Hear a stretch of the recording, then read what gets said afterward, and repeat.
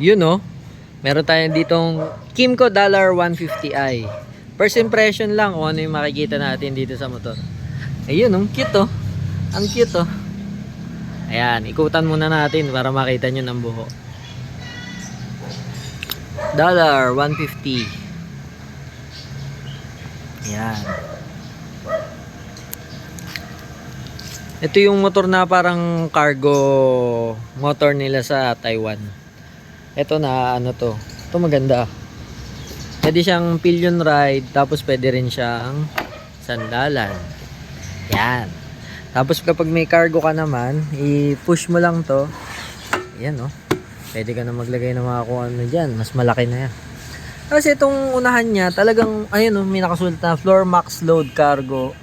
Floor max load 40 kg. Ang laki na ito. Ilang dangkal to mula dito? 1, 2 para mga 52. Ganun, 52 cm yung lawak niya. Tapos ang gas tank, ito.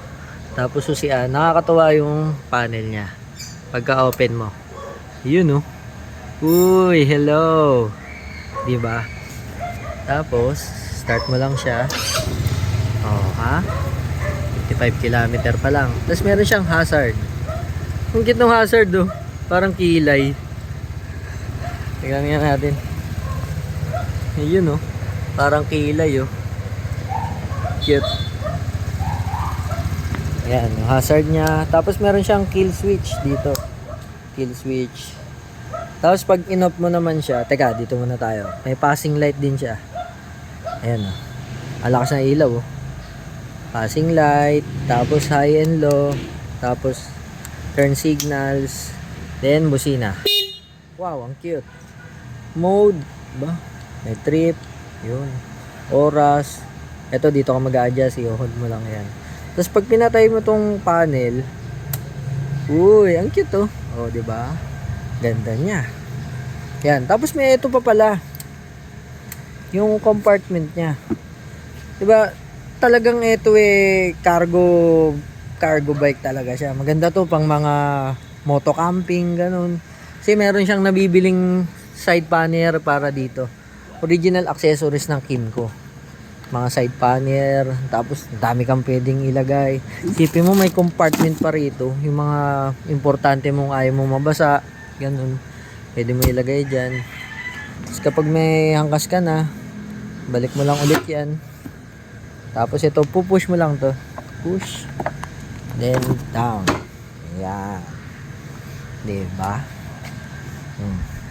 Kymco $150. Ito 150cc. Fuel injected. Air-cooled. Yan, air-cooled. Ang gulong niya is 10. Parehas ng Bergman. 10. Parehas. Ay, 12. 10 yung likod. Tapos, 12 yung unahan. Parang Bergman nga. Ayan. 90-90-12 gulong. Tapos ito, tignan mo naman, ang galing ng gawa ng Kymco. Pag gumagawa sila ng motor, silyadong-silyado talaga. Hindi ka masyadong papasukan ng putik. Yan, saradong-sarado. Hindi katulad ng mga yung top 3 na brand ng motor dami mo pang pwedeng bilhin na ano. Tapos itong unahan na to, may nabibili rito. Parang carrier siyang ganun. Pwede mong kargahan ng mga gamit-gamit.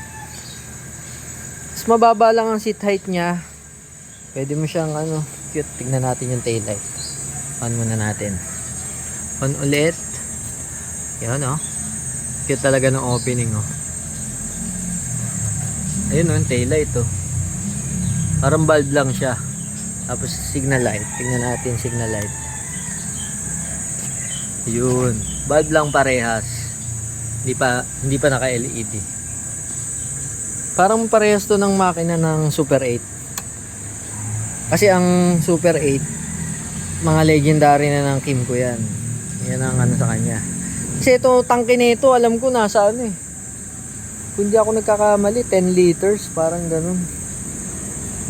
Comment nyo na lang kung nagkamali ako. Pero alam ko malaki tangke nito. Tangke nito nandyan sa ilalim. Ayan oh. Diba? Ganda oh. Kung nagustuhan nyo yung video, like nyo naman. Tapos subscribe na rin kayo. Thank you very much.